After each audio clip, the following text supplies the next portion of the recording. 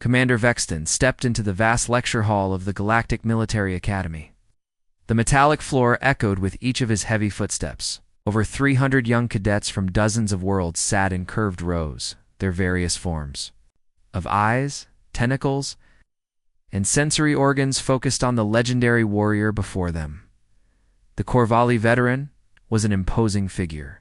His chitinous exoskeleton bore the deep scars of plasma burns and blade cuts. 4 powerful arms hung at his sides, each marked with service ribbons from conflicts across the galaxy. His amber compound eyes swept the room like scanning sensors, taking in every detail of his diverse audience. Thraxian cadets with their purple skin and multiple tentacles sat beside insectoid Zentari warriors. The massive, rock-like Goliath species occupied the back rows, their stone-like forms requiring reinforced seating. Near the front, the graceful ethereal beings floated in their containment suits, their translucent forms shimmering with inner light. "Quiet," Vexen commanded, his voice carrying the authority of someone who had seen real war. The chatter died. Instantly, even the most cocky young warriors respected the legend standing before them. "Today, I will tell you about the humans," he began, his voice carrying across the silent hall. "Some of you think you know what combat means. You have trained in simulators. You have studied battle tactics. You have memorized weapon specifications." His mandibles clicked together. "You are wrong." A young Thraxian cadet near the front shifted uncomfortably in his seat. His purple tentacles writhed with nervous energy. "Sir, with respect, humans are just another bipedal species. They lack our superior strength, our advanced technology, our natural weapons. What makes them so special?" Several other cadets nodded. In agreement, the Goliath species were known for their incredible durability and strength. The Zentari possessed lightning-fast reflexes and natural armor. The ethereals could manipulate energy fields with their minds. Humans seemed ordinary by comparison. Vexton's mandibles clicked in what might have been amusement. "That is exactly what I thought before the Rim Wars, before I fought alongside Captain Lee Daho and his unit. Before I witnessed what humans called determination." The veteran commander walked slowly between the rows of cadets, his forearms gesturing as he spoke. "I was younger then, arrogant. I commanded a strike team of elite Corvalli warriors. We were proud of our tactical superiority, our advanced weapons, our disciplined formations." He paused at a holographic display that showed a star map of the galaxy's outer rim. Red markers indicated battle sites from the recent conflicts. The Vrak swarm had been devastating colony worlds for months. These creatures, he gestured to the display, are nightmares given form. Insectoid killers that reproduce rapidly and show no mercy. They consume entire civilizations.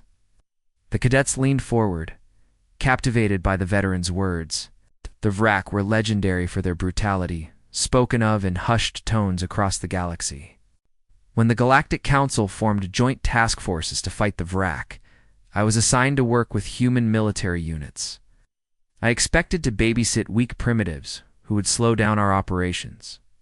Vexen's voice carried a hint of shame. I could not have been more wrong.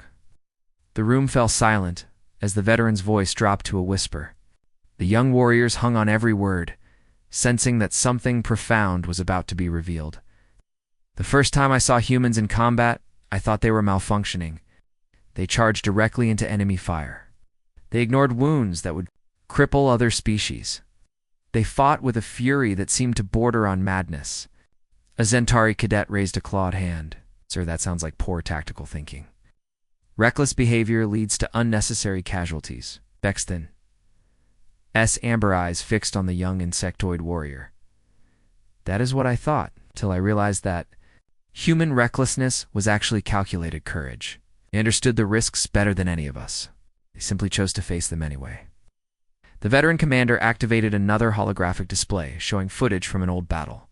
Grainy images showed human soldiers fighting against overwhelming odds, their primitive weapons somehow holding back waves of alien attackers.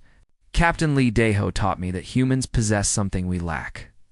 When facing impossible odds, when logic demands retreat, When death seems certain, they find strength we cannot comprehend. They call it hope. The cadets watched in fascination. As the battle footage played out, human soldiers worked together with seamless coordination, covering each other's movements, sharing ammunition, carrying wounded comrades to safety. Over the next few months, I fought alongside these humans in 3 major engagements. Each time, I witnessed something that changed my understanding of warfare forever. Vexen's voice grew heavy with memory. These encounters taught me that superior technology and physical strength mean nothing compared to an unbreakable spirit. The veteran looked around the room, making eye contact with cadets from every species present. I will share these 3 stories with you, not because they are entertaining war tales, but because understanding humans may one day save your lives. Walked back to the center of the hall, his forearms spread wide. Pay attention, young ones. The lessons I learned in blood and fire could determine whether you live or die in the battles to come. The lecture hall was completely silent now. Every cadet, regardless of species, focused entirely on the scarred warrior before them. They could sense that they were about to hear something extraordinary, something that would change their perspective on warfare forever. The holographic display flickered to life, showing a small asteroid mining station floating in the darkness of space. Outpost 7 looked insignificant against the star field, just another rock being carved up for precious metals. The first human I truly understood was Sergeant Park Jin-woo, Sexton continued, his voice carrying the weight of old pain. Outpost 7 was a mining facility on the edge of Corvallis space. Nothing special about it, just honest workers trying to make a living. The veterans for arms gestured toward the display. Our intelligence reports said the Vrak raiders would hit it with maybe 50 fighters. Standard hit-and-run tactics. Steal some cargo, maybe take a few prisoners for their slave markets. The image shifted, showing the approach of a massive fleet. Ship after ship appeared on the sensors, their twisted insectoid designs looking like mechanical nightmares against the stars. We were wrong. 300 Vrak ships darkened the sky. The cadets gasped. Even the experienced young warriors understood the implications. 300 ships meant this wasn't a simple raid. This was an invasion force. I was part of the rapid response team, Vexen explained. We arrived at Outpost 7 just as the Vrak fleet entered the system. Our ship was damaged in the first wave of attacks. We managed to crash land on the asteroid, but our backup was hours away. The display showed the mining station's layout. Narrow corridors, industrial equipment, and defensive positions that looked pathetically inadequate against such overwhelming odds. Our defensive force was 12 soldiers. It's 4 Corvalli, 3 Zentari, and 5 humans, against 300. Ships carrying thousands of Vrak warriors. His mandibles clicked grimly. The smart play was immediate evacuation. Get to the escape pods, abandon the station, live to fight another day. A young Zentari cadet's antennae twitched nervously. That sounds like the logical choice, sir. Captain Kim Taesong disagreed, Vexen replied. The human commander looked at the tactical display, counted the enemy ships, and said something I'll never forget. He said those miners didn't ask to be here. They're counting on us to protect them. The veteran's voice took on a haunting tone as he continued. There were over 200 civilian workers in that facility, families from a dozen different worlds. The evacuation would take at least 6 hours. We didn't have 6 hours. The holographic display shifted to show the first wave of Vrak attack. Craft swooping down toward the station. Their shrieking battle cries echoed through the speakers, making several cadets shudder. Captain Kim gathered us in the main control room. He looked each of us in the eye and said, "We hold this line, no matter what." Then he started handing out assignments like we actually had a chance. Vexen walked closer to the display, his scarred face reflecting the glow of the battle simulation. Sergeant Park Jin-woo took command of the main entrance. The Vrak would have to come through a narrow corridor to reach the civilian areas. It was a death trap, but it was our death trap. The cadets watched as the simulation showed Vrak fighters landing around the station. Insectoid warriors poured out of their ships, their chitinous armor gleaming in the asteroid's artificial lights. The first attack came at dawn. 50 Vrak warriors rushed the entrance. Park Jin-woo and his team were waiting. The veteran's voice grew intense. I watched these humans transform from ordinary soldiers into something else entirely. They fought like they were protecting their own families. The display showed the fierce battle in the corridors. Human soldiers used every piece of cover, every angle, every trick they could think of to slow down the enemy advance. For 18 hours, those humans held the line. I watched Corporal Choi Min-ho take a plasma blast to the chest and keep firing. The shot burned through his armor, but he just gritted his teeth and kept pulling the trigger. Athraxian cadets. Tentacles writhed in confusion. How was that possible? A plasma blast should have killed him instantly. That's what I thought too, Vexen replied. But humans have this ability to push through pain that would cripple other species. Choi Min-ho fought for 3 more hours with that wound. He only stopped when he physically couldn't hold his weapon anymore. The veteran's voice grew softer. I saw Private Yoon Hana drag her wounded squad mate to safety, while her own arm hung useless at her side. A Vrak blade had nearly severed it, but she refused medical treatment until everyone else was safe. The display showed the human soldiers adapting their tactics as the battle wore on. They used mining equipment as weapons, turned industrial tools into defensive barriers, and coordinated their movements with deadly precision. A young Thraxian cadet raised a tentacle. Surely they had superior weapons to fight so effectively. Vexen's mandibles clicked in what might have been bitter laughter. Mining lasers and construction tools. That's what they had. Park Jin-woo turned a fusion cutter into a weapon that could slice through Vrak armor. Private Lee Seung-min used a magnetic crane to crush enemy fighters. They improvised everything. The veteran paused, his amber eyes distant with memory. But that wasn't what saved us. It wasn't their weapons or their tactics. It was something else entirely. The display showed the final assault. Warriors stormed the station from multiple directions. Human defensive line was collapsing, overwhelmed by sheer numbers. When the Vrak broke through our perimeter, I thought we were finished. Our ammunition was almost gone. Half our people were wounded. The evacuation was only 70% complete. Vexen's voice hardened with respect and sorrow. Sergeant Park was already dying from blood loss. 3 plasma burns and a dozen cuts from Vrak claws. He should have been unconscious, but he was still coordinating the defense. The veteran looked around the silent lecture hall. He called me over to his position. I expected him to ask for medical help, or maybe evacuation orders. Instead, he looked at me with those determined human eyes and said, "Tell my wife I kept my promise." The cadets held their breath as the display showed Park Jin-woo dragging himself toward the mining facility's central control panel. I asked him what he was doing. He smiled at me, actually smiled, and said, "Buying time." Then he activated the mining facility's core overload sequence. The room was dead silent as the implications sank in. The cadets understood that they were hearing about the final moments of a true warrior. The explosion took out 200 Vrak fighters and half the asteroid. Park Jin-woo vaporized himself to buy us 30 more minutes for the evacuation to complete. Vexen's voice carried deep reverence. That's when I learned humans don't just fight. They sacrifice, give everything, including their lives, for people they've never met. A young Goliath cadet, his rocky voice rumbling with confusion, asked, "Why would he do that? What tactical advantage did his death provide?" Vexen turned to face the young warrior. It provided hope.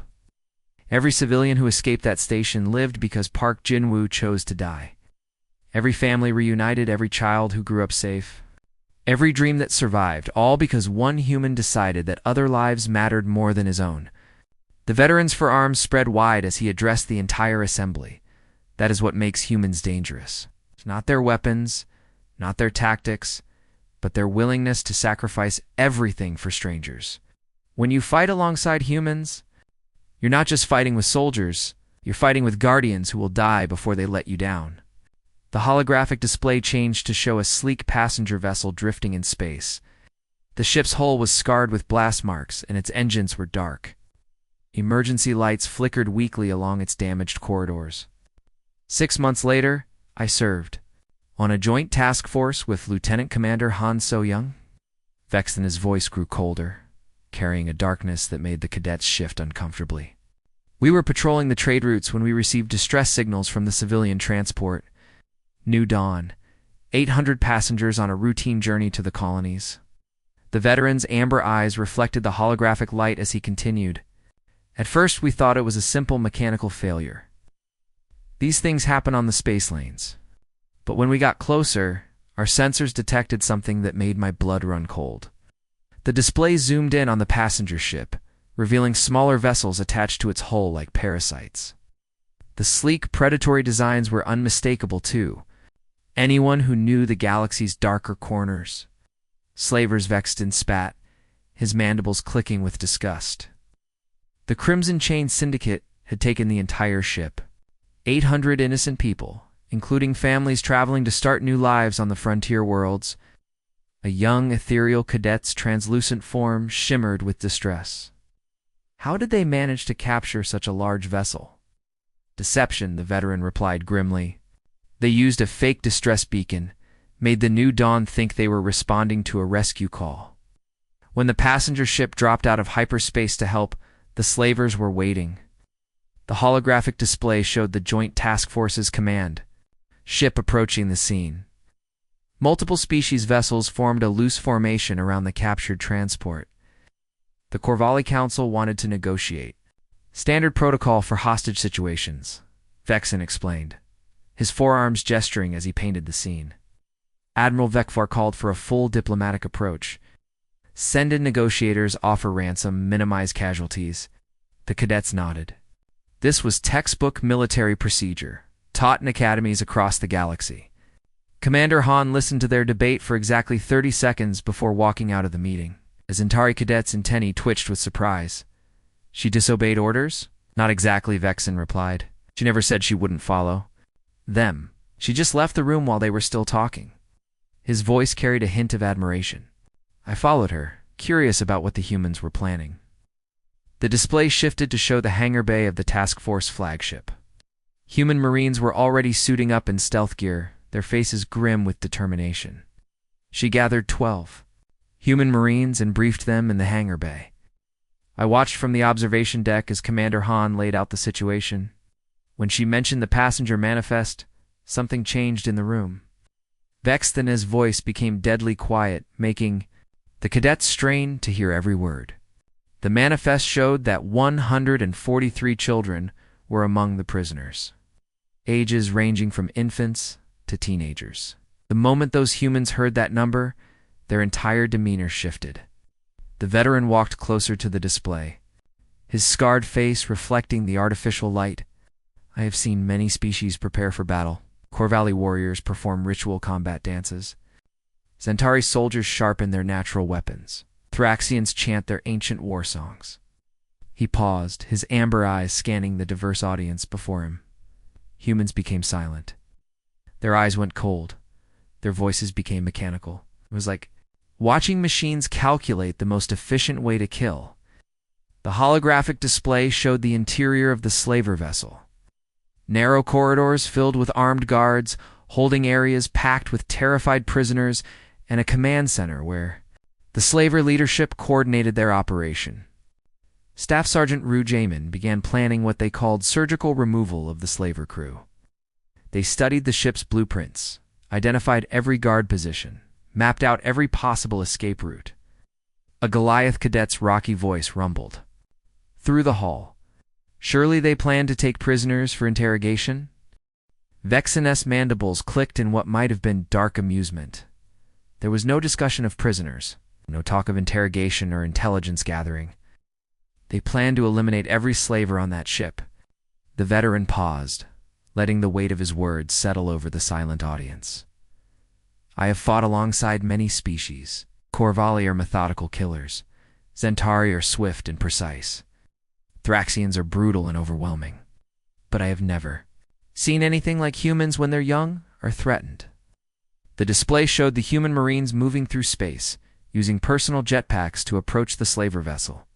They moved like shadows, their black stealth suits nearly invisible against the starfield. They didn't storm the ship, they infiltrated it like ghosts. Corporal Li Su-jin was a technical specialist. She attached herself to the ship's hull and began working on the electrical systems. The cadets watched in fascination as the simulation showed the human marine carefully cutting through the ship's outer plating with a plasma torch. Her movements precise and controlled. Within minutes, she had accessed the ship's main power grid. Emergency lighting failed throughout the vessel. Life support systems began shutting down in non-essential areas. The slavers were plunged into darkness. The display shifted to show the interior of the ship. Panicked slavers stumbled through dark corridors, their communication systems failing, their weapons powering down. Private Nam Kung Soo was the infiltration specialist. He entered through a maintenance hatch near the engine room. The slavers never saw him coming. The veteran's voice grew intense as he described the operation. These humans moved through that vessel like death itself. Silent, efficient, unstoppable. They communicated through hand signals, moved like they shared a single mind. A young Thraxian. Cadet's tentacles writhed nervously. What about the hostages? Surely some were caught in the crossfire. That's what made it remarkable, Vexen replied. Every human knew exactly where every prisoner was located. They had memorized the ship's layout, planned their routes to avoid civilian areas, coordinated their movements to protect the innocent. The display showed human marines moving through the ship's corridors. Their weapons raised, their movements fluid and deadly. They neutralized guards with precision strikes, disabled security systems with expert skill, and advanced toward the command center with mechanical efficiency. Staff Sergeant Ru Jamin led the assault on the bridge. When the slaver captain tried to use a child as a human shield, Ru put a plasma bolt through his head from 50 meters away. The cadets exchanged uncomfortable glances. The precision and coldness of the operation was both impressive and terrifying. The entire operation took 18 minutes from start to finish. Every slaver on that ship was eliminated. Not one child was harmed. Not one innocent person suffered so much as a scratch. Vexen's amber eyes glowed with remembered intensity as he continued. When it was over, Commander Han stood in the slaver vessel's command center, surrounded by the bodies of criminals who had made their living stealing children. She looked down at the slaver captain's corpse and said, "Children are not merchandise." The veteran's voice carried deep respect as he addressed the silent audience. That night I realized humans possess a protective instinct that transcends logic. They will kill without hesitation to defend the innocent. They will risk everything to save strangers. They will become monsters to protect children. Zentari cadet raised a claw. But sir, what about the diplomatic solution? Surely negotiation could have saved lives. Vexen's mandibles clicked grimly. The slavers had already killed 30 passengers to prove they were serious. Commander. Han found evidence that they planned to eliminate witnesses before selling the survivors. Negotiation would have meant more death. The veteran looked around the lecture hall, his forearms spread wide. Humans understand that some evil cannot be reasoned with. Some threats must be eliminated completely. When children are in danger, humans don't negotiate. They act. The holographic display faded, leaving the cadets in contemplative silence. They had witnessed something that challenged their understanding of warfare, morality, and the nature of protection. "Remember this lesson," Vexton said quietly. "If you ever find yourself serving alongside humans, know that they will die before they let harm come to the innocent. And if you ever find yourself threatening human children, pray to whatever gods you worship, 'cause humans will hunt you to the ends of the galaxy." The holographic display flickered to life, showing a massive space station orbiting a dying star. Proxima Gate looked like a giant metal ring, its surface bristling with defensive weapons and docking ports. Ships moved through its center like insects through a web. "My final story concerns Private First Class Kong Hyojin," Vexton said, his voice carrying deep respect that made every cadet in the hall lean forward. "This was during the VHS final offensive, when they threw everything they had at our defensive lines." The veteran's scarred hands clenched as he gestured toward the display. Proxima Gate was a strategic choke point. Every ship traveling between the inner colonies and the outer rim territories had to pass through this station. If it fell, 3 inhabited systems would be defenseless. The display zoomed in to show the station's structure. Massive defensive platforms surrounded the main facility, bristling with plasma cannons and missile launchers. Fighter squadrons patrolled the surrounding space in tight formations. The Vrak knew how important this position was, Vexton continued. They sent their entire reserve fleet, over 1,000 ships, to crush our defenses. We had maybe 200 vessels to stop them. A young Thraxian cadet's tentacles writhed nervously. Those odds seem impossible, sir. They were Vexton, replied grimly. But sometimes impossible is just another word for Tuesday when you're fighting alongside humans. The holographic battle began to play out. Vrak ships swarmed toward the station like angry wasps, their twisted insectoid holes gleaming under the light of weapons fire. The defensive fleet moved to intercept, but they were vastly outnumbered. The battle lasted 14 hours, the veteran explained. Wave after wave of Vrak fighters crashed against our lines. We held them off as long as we could, but eventually our defenses began to crumble. The display showed explosions blooming across the star field as ships on both sides were destroyed. The defensive formation was slowly being pushed back toward the station itself. I was commanding a boarding defense team inside the station. When the Vrak broke through our outer perimeter, they sent assault pods directly at the main structure. Vexton's voice grew tense with memory. Hundreds of those pods smashed into the station's hull. Vrak warriors poured out like a plague. The cadets watched as the simulation showed the interior of Proxima Gate. Long corridors filled with defensive barriers, where mixed alien forces tried to hold back the Vrak advance. The fighting was brutal and chaotic. We held them off for as long as we could, Vexton continued. But there were just too many of them. Our ammunition was running low, our wounded were piling up, and more Vrak kept coming through the breaches. The veteran's amber eyes reflected the light of the holographic explosions. That's when command gave the order to fall back to the inner defensive ring. We had to abandon the outer sections of the station. Azintari cadets and Tanny twitched with concern. What about the civilians on the station? Already evacuated to the emergency shelters in the station's core, Vexland replied. But those shelters were only as safe as our ability to keep the Vrak away from them. Ow. The display showed the desperate retreat through the station's corridors. Allied forces fell back under heavy fire, carrying their wounded and destroying equipment to prevent it from falling into enemy hands. During the retreat, a Vrak plasma grenade exploded near my position. The blast threw me into a bulkhead and knocked me unconscious. The veteran touched one of the deeper scars on his chitinous face. I was out for 6 hours. By all rights, when I woke up, the battle should have been over. He paused, his alien features showing something like wonder. Instead, I heard the sound of human weapons still firing, steady, methodical bursts of plasma. Fire echoing through the corridors. Someone was still fighting. The cadets held their breath as Vexton continued his story. The holographic display showed the veteran warrior slowly regaining consciousness in a damaged section of the station. I managed to drag myself toward the sound of the fighting. I found there changed my understanding of human courage forever. The display shifted to show a critical junction in the station's layout.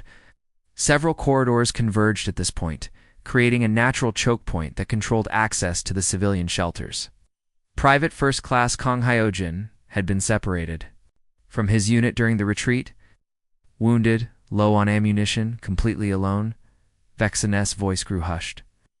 Any rational being would have tried to escape or find a place to hide until help arrived. A young cadet whispered, "What did he do?" "Turn that choke point into a fortress of death," Vexton replied, his voice filled with awe. Using debris from the battle, broken equipment, even pieces of destroyed Vrak armor, he created defensive positions that covered every approach. The display showed the ingenious defensive setup. Overturned tables created firing positions, damaged. Blast doors were wedged partially closed to create narrow killing fields. And improvised barriers channeled enemy movement into predetermined zones. Every Vrak that tried to pass through that junction died. For 6 hours, one human held off an entire battalion of enemy warriors. The cadets stared at the simulation in amazement. The display showed wave after wave of Vrak attempting to break through the position, only to be cut down by precise fire from the lone human defender? Ing Heojin had turned the battlefield into a deadly puzzle, Vexen explained.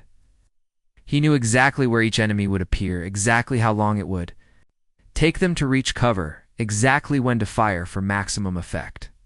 A Goliath cadet's rocky voice rumbled through the hall. How could one soldier be so effective against such numbers? Intelligence, the veteran replied. Humans have this ability to analyze a situation and find advantages that other species. Miss Kung Hyojin studied that junction like a chess master studies a board. The display showed the human soldier moving between positions, conserving ammunition, using ricochet shots to hit enemies around corners, and even dropping debris from the ceiling to crush advancing Vrak. But it wasn't just tactics, Vexen continued. The man was fighting through injuries that should have killed him. I found evidence that he'd been hit by plasma fire at least 3 times, had a broken arm from falling debris, and was losing blood from multiple wounds. The veteran's voice grew hushed with awe as he described the scene. When I finally reached his position, found him slumped behind his improvised barricade, barely conscious from blood loss, but still firing at movement in the corridors. The cadets watched as the simulation showed the arrival of reinforcements. Led by Vexen himself, the corridor was littered with Vrak bodies, testament to the effectiveness of the lone human's stand. I found him when reinforcements arrived. 3 plasma burns, a broken arm, and he was nearly unconscious from blood loss. But he was still firing, still fighting. Vexthon stood straighter, his forearms spread wide as he addressed the assembled cadets.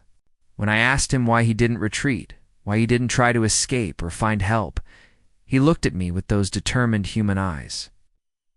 The veteran's voice carried deep respect as he continued. He said, my orders were to hold this position. That was it. No grand speech about honor or glory? No heroic declaration about saving the galaxy? It's just duty. The room was completely silent now. Every cadet, regardless of species, understood that they were hearing about something extraordinary. Private Kong single-handedly delayed the Vrak. It advanced long enough for Admiral Wang Yunji's fleet to arrive with reinforcements. His stand saved 3 star systems and millions of lives. Bexlin's voice carried wonder, and when we thanked him for his heroism, he acted like it was just another day at work. A young ethereal cadet's form shimmered with emotion. What happened to him after the battle? He spent 2 weeks in the medical bay, then asked to be returned to active duty, Vexen replied. When reporters wanted to interview him about his heroic stand, he declined. Said he was just doing his job? The veteran looked around the lecture hall, his amber eyes reflecting the glow of the holographic display. That's what makes humans so dangerous as allies, and so terrifying as enemies. They don't fight for glory or recognition. They fight because it's the right thing to do. The display faded, leaving the cadets in contemplative silence. They had witnessed something that challenged everything they thought they knew about individual courage and determination. Remember this lesson above all others, Vexen said quietly. Humans don't need superior weapons or overwhelming numbers to win battles. They just need a reason to fight and the will to never give up. Commander Vexen surveyed the stunned faces before him. The vast lecture hall had fallen completely silent. Young warriors from across the galaxy sat in awed silence, their various forms of eyes, sensors, and optical organs focused entirely on the scarred. Veteran before them, Thraxian cadets with their purple tentacles had stopped their nervous writhing. The massive Goliath warriors sat perfectly still, their rock-like forms unusually motionless. Even the graceful, ethereal beings had ceased their constant shimmering, their translucent forms frozen in contemplation. You came here today thinking you understood warfare, Vexen said quietly, his voice carrying across the silent hall like a whisper in a tomb. You believe superior technology, advanced tactics, or physical strength determined victory in combat.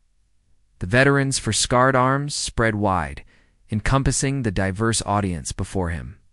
Each arm bore the marks of battles fought across the galaxy, plasma burns and blade cuts that told stories of survival against impossible odds. I thought the same thing once, he continued, his amber compound eyes reflecting the soft glow of the emergency lighting.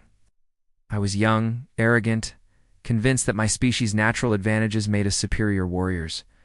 A holographic display activated behind him, showing comparative statistics of various galactic species, physical strength, reaction times, natural weapons, technological advancement levels, all displayed in neat charts and graphs. Humans taught me that wars are won by the spirit that refuses to break. Look at these numbers, he gestured toward the display. They are not the strongest species.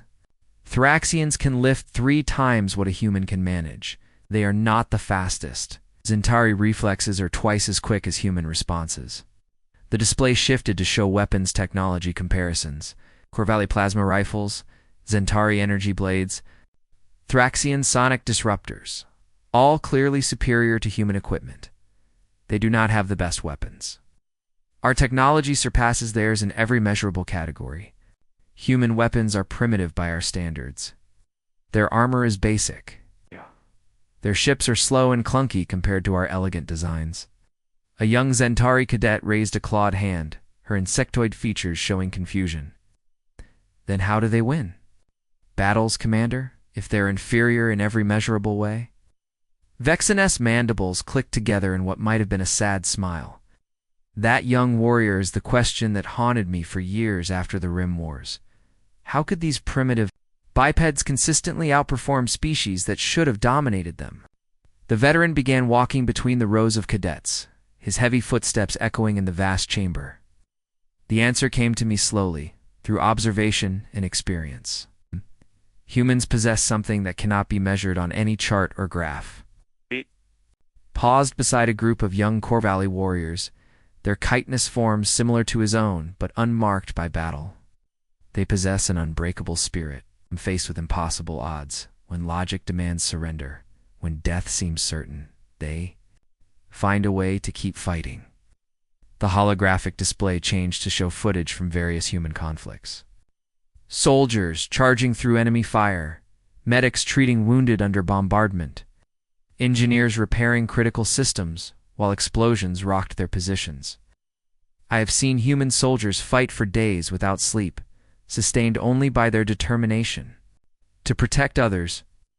I have watched them turn certain defeat into miraculous victory through sheer force of will.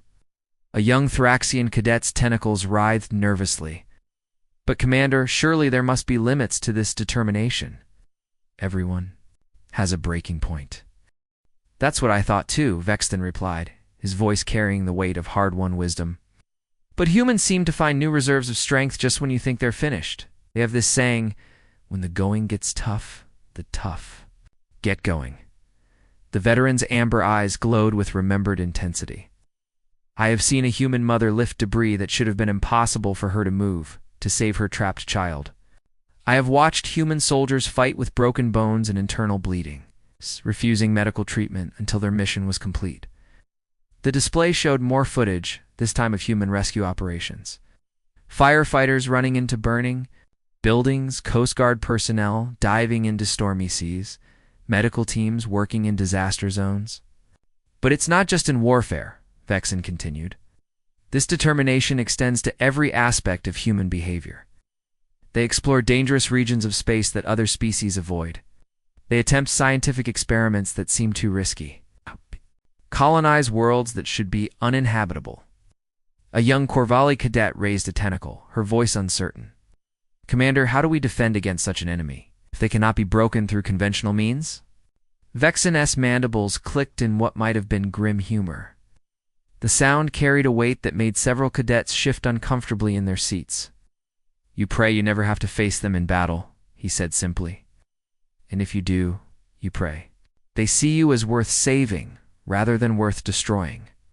The veterans for arms gestured toward the holographic display, which now showed images of human peacekeepers, aid workers, and diplomats working alongside alien species.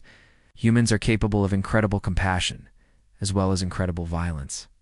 They will die to protect strangers, but they will also hunt their enemies to the ends of the galaxy. The choice of which side of human nature you encounter often depends on your own actions. He began walking toward the exit, his scarred form, moving with the careful precision of a warrior who had survived too many battles. Then he paused, turning back to face the assembled cadets one final time. But if fate is kind, you will find yourself fighting beside humans rather than against them. When that day comes, watch them closely. Learn from their courage. Determination. Try to understand what drives them to sacrifice everything for others. The veteran's amber eyes swept the room one final time, taking in the diverse assembly of young warriors from across the galaxy. And understand that the greatest weapon in the galaxy is not a plasma cannon or a fusion bomb. It is not superior technology or advanced tactics. His voice grew soft, almost reverent. It is a human heart that refuses to give up. The holographic display faded to black, leaving the lecture hall in relative darkness. Emergency lighting cast long shadows across the assembled cadets, creating an atmosphere of solemn contemplation. I have fought alongside warriors from 100 different worlds, Vexton continued, his voice carrying clearly through the vast chamber. I have seen courage in many forms, witnessed heroism across dozens of species, but nothing I experienced prepared me for human determination. The old warrior left the silent cadets to contemplate his words, carrying with him the memories of Captain Lee Daeho, Sergeant Park Jin-woo, Commander Han So-young, and Private Kong Hyojin. These humans had shown him that some spirits could never be conquered. Some wills could never be broken. As the heavy doors of the lecture hall closed behind Vexton, the cadets remained in stunned silence. They understood that they had heard something extraordinary, something that would stay with them for the rest of their lives, in the years that followed. Those cadets would graduate and take their places in the galaxy's military forces. They would carry these stories to every corner of known space, sharing them with new recruits and veteran soldiers alike. Some would serve alongside human units and witness firsthand the determination Vexlin had described. Others would study human tactics and try to understand the source of their incredible fighting spirit. A few would even become teachers themselves, passing on the lessons learned from an old Core Valley warrior who had fought beside humanity's finest. The legend of human determination spread throughout the galaxy, told around campfires on distant worlds, shared in military academies on 1,000 different planets, whispered in the corridors of power by those who understood that humanity's greatest strength lay not in their weapons or their technology, but in their unbreakable spirit. And somewhere in the vast expanse of space, human soldiers continued to fight, to sacrifice, to protect others, never knowing that their courage had become legend among the stars. The end.